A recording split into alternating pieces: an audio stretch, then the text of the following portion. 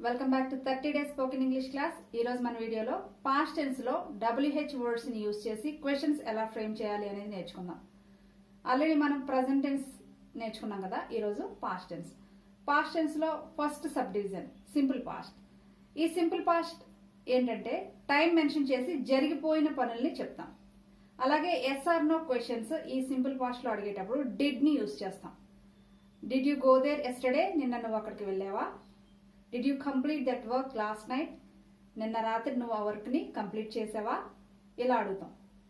ఈ SR no questions అడిగేటప్పుడు మనం డిడ్ ని యూజ్ చేస్తాం కదా. డిడ్ ని యూజ్ చేసినప్పుడు మళ్ళీ ఆ సెంటెన్స్ లో వెర్బ్ ఫామ్ V1 లో మాత్రమే ఉంటుంది. For example, did you go yesterday? Did you go అనాలి కానీ డిడ్ యూ వెంట్ అనకూడదు. Did you complete that work అనాలి కానీ did you completed that work అనకూడదు. ఎందుకంటే డిడ్ ఆల్రెడీ V2 కాబట్టి మనం ఆ సెంటెన్స్ లో వచ్చే వెర్బ్ ఫామ్ V1 లో మాత్రమే వాడాలి. మరి ఆన్సర్ చెప్పేటప్పుడు మాత్రం ఎస్ ఐ వెంట్ దేర్, ఇక్కడ V2 యూజ్ చేయొచ్చు. క్వశ్చన్ లో మాత్రం డిడ్ తర్వాత వచ్చే క్వశ్చన్ లో డిడ్ యూజ్ చేసిన తర్వాత ఆ సెంటెన్స్ లో వచ్చే వెర్బ్ ఫామ్ V1 లో మాత్రమే ఉండాలి. అదొకటి గుర్తుపెట్టుకోవాలి. మరి WH వర్డ్ యూజ్ చేసినప్పుడు ఫస్ట్ WH వర్డ్ వస్తుంది, తర్వాత డిడ్ వస్తుంది, తర్వాత సబ్జెక్ట్, తర్వాత వెర్బ్. ఈ ఆర్డర్ లో వస్తుంది. Why did you go there yesterday? నిన్న నువ్వు అక్కడికి ఎందుకు వెళ్ళావు? When did you complete that work? ఆ పని నువ్వు ఎప్పుడు పూర్తి చేశావు? ఇలా ఈ టెన్స్ కి సంబంధించి మరికొన్ని ఎగ్జాంపుల్స్ ఇప్పుడు చూద్దాం. Where did they go yesterday? వారు నిన్న ఎక్కడికి వెళ్ళారు? How did you sleep last night? నిన్న రాత్రి నువ్వు ఎలా పడుకున్నావు? What did you say? ఏం చెప్పావు? అంటే ఇక్కడ టైం మెన్షన్ చేయొచ్చు. మామూలుగా మనం మాట్లాడేటప్పుడు ఎప్పుడు మనం అడిగేమని తెలిసిపోతుంది కాబట్టి పర్టికులర్గా టైం మెన్షన్ చేయవలసిన అవసరం లేదు. మాట్లాడేటప్పుడు గ్రామర్ పరంగా అయితే టైం మెన్షన్ చేయాలి. When did you wake up? ఎప్పుడు మేల్కొన్నావు? ఎప్పుడు లేచావు? What did she teach? ఆమె ఏమి బోధించింది? Where did you buy this dress? ఇలా అడగచ్చు. ఎక్కడ కొన్నావు ఈ డ్రెస్? ఎక్కడ కొన్నావు? ఇలా. Next past continuous. ఈ పాస్ట్ కంటిన్యూస్ ఏంటంటే గతంలో ఒక సమయానికి జరుగుతూ ఉండే పని గురించి చెప్పడం. For example, I was teaching yesterday at this time. నిన్న ఇదే సమయానికి నేను టీచింగ్ చేస్తూ ఉన్నాను. ఇలా. దీన్ని మామూలుగా మనం ఎస్ఆర్ నో క్వశ్చన్స్ అడిగేటప్పుడు వాజ్ కానీ వర్ కానీ స్టార్టింగ్లో పెట్టి మనం అడుగుతాం. వాజ్ దేనికి పెడతామంటే he, she, it, I. Ramu, Raju, Sita, my friend. Were దేనికి పెడతామంటే we, you, they, my friends, my parents. ఇలా మనం ఎస్ఆర్ నో క్వశ్చన్స్ అడిగేటప్పుడు వాజ్ కానీ వర్ కానీ స్టార్టింగ్లో పెట్టి నెక్స్ట్ సబ్జెక్ట్ పెట్టి నెక్స్ట్ వెర్బ్తో అడుగుతాం. For example, were you teaching at this time yesterday? నిన్న ఈ టైంకి నువ్వు టీచింగ్ చేస్తూ ఉన్నావా? ఇలా. అదే WH వర్డ్ కలిపి మనం క్వశ్చన్స్ ఎలా ఫ్రేమ్ చేయాలంటే ముందుగా WH వర్డ్ వస్తుంది, రిమైనింగ్ సెంటెన్స్ అంతా యాజ్ యూజువల్. వీటికి సంబంధించి మరికొన్ని ఎగ్జాంపుల్స్ ఇప్పుడు చూద్దాం. ఇక్కడ ఎస్ఆర్ నా క్వశ్చన్లో మీనింగ్ చూడండి. వర్ you teaching at this time yesterday అంటే నిన్న నువ్వు ఈ టైంకి టీచింగ్ చేస్తూ ఉన్నావా అనే మీనింగ్.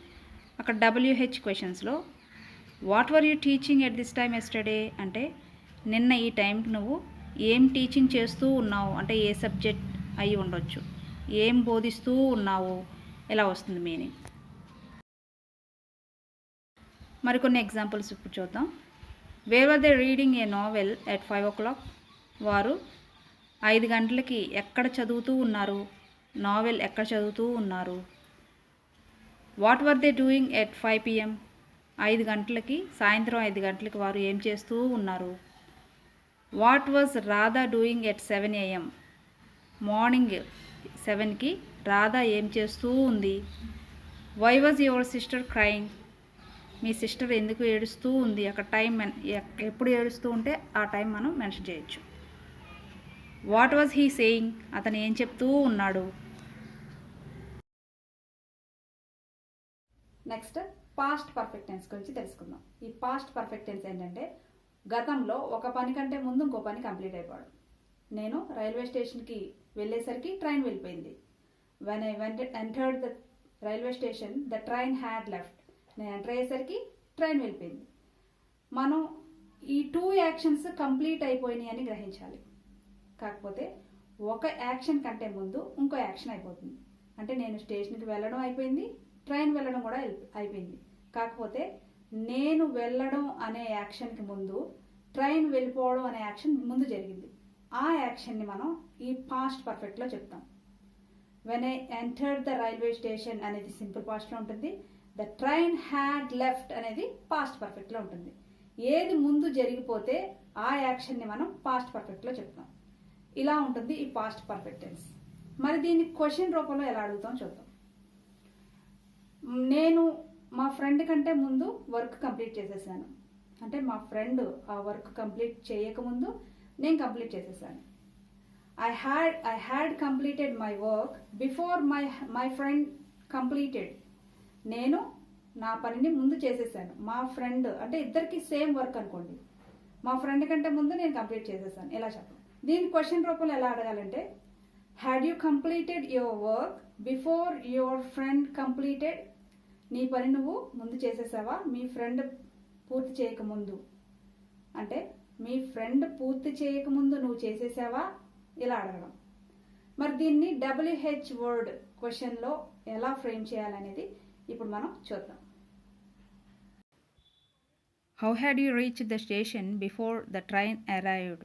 ట్రైన్ రాకముందు అతను స్టేషన్కి ఎలా చేరుకున్నాడు.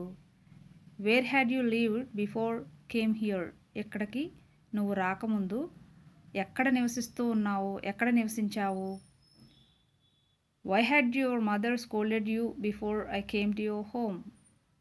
నేను మీ ఇంటికి రాకముందు మీ మదర్ ఎందుకు తిట్టారు. What had you done before I came. నేను రాకముందు నువ్వు ఏం చేశావు. Next past perfect continuous. దీని గురించి తెలుసుకుందాం. గతంలో ఒక సమయం వరకు జరుగుతూ ఉండే పనిని ఈ టెన్స్లో చెప్తాం. మరి పాస్ట్ కంటిన్యూస్ కూడా అంతే కదా అంటే అలా కాదు. పాస్ట్ కంటిన్యూస్ ఏంటంటే గతంలో ఒక సమయానికి ఒక పని జరుగుతూ ఉండడం. ఇదేంటంటే గతంలో ఒక సమయం వరకు ఒక పని జరుగుతూ ఉండడం. ఒక సమయం వరకు మాత్రం జరుగుతుంది, తర్వాత ఇది జరగదు. కానీ పాస్ట్ కంటిన్యూస్ ఏంటంటే ఒక సమయానికి ఆ పని జరుగుతూ ఉంటుంది, ఇది ఒక పర్టికులర్ సమయం వరకు జరిగి తర్వాత ఆగిపోతుంది. ఇలా ఈ రెండింటి మధ్యన డిఫరెన్స్ చెప్పచ్చు. For example, I had been teaching there till 5 PM. నేను సాయంత్రం 5 గంటల వరకు టీచింగ్ చేస్తూ ఉన్నాను. అంటే 5 గంటల తర్వాత చేయట్లా. ఇలా దీన్ని ఎస్ఆర్ నో క్వశ్చన్ అడగాలంటే నువ్వు 5 గంటల వరకు టీచింగ్ చేస్తూ ఉన్నావా, లేకపోతే 5 గంటల వరకు నువ్వు మాట్లాడుతూ ఉన్నావా, ఇలా అడగాలి. అంటే had you been teaching there till 5 PM. 5 గంటల వరకు నువ్వు టీచింగ్ చేస్తూ ఉన్నావా. Had you been talking there till 4 PM. నువ్వు 4 గంటల వరకు మాట్లాడుతూ ఉన్నావా, ఇలా అడుగుతాం. మరి WH వర్డ్ యాడ్ చేసి క్వశ్చన్ ఫ్రేమ్ చేయాలంటే ముందుగా WH వర్డ్ వస్తుంది, remaining sentence as usual. What had you been talking there till 4 PM. నువ్వు 4 వరకు అక్కడ ఏం మాట్లాడుతూ ఉన్నావు, ఇలా. What had you been teaching there till 5 PM. 5 గంటల వరకు నువ్వు ఏం బోధిస్తూ ఉన్నావు, అంటే ఏ సబ్జెక్ట్ అని అడగచ్చు. ఇలా మనం ఒక పర్టికులర్ సమయం వరకు చేస్తూ ఉండే పనిని ఈ టెన్స్లో చెప్తాం. అలాగే క్వశ్చన్స్ ఇలా అడుగుతాం. ఫస్ట్ WH వర్డ్, తర్వాత హ్యాడ్, తర్వాత సబ్జెక్ట్, తర్వాత బీన్, తర్వాత V1 ప్లస్ ING. ఈ స్ట్రక్చర్ ప్రకారం మనం క్వశ్చన్స్ ఫ్రేమ్ చేస్తాం. వీటికి సంబంధించి మరికొన్ని ఎగ్జాంపుల్స్ ఇప్పుడు చూద్దాం.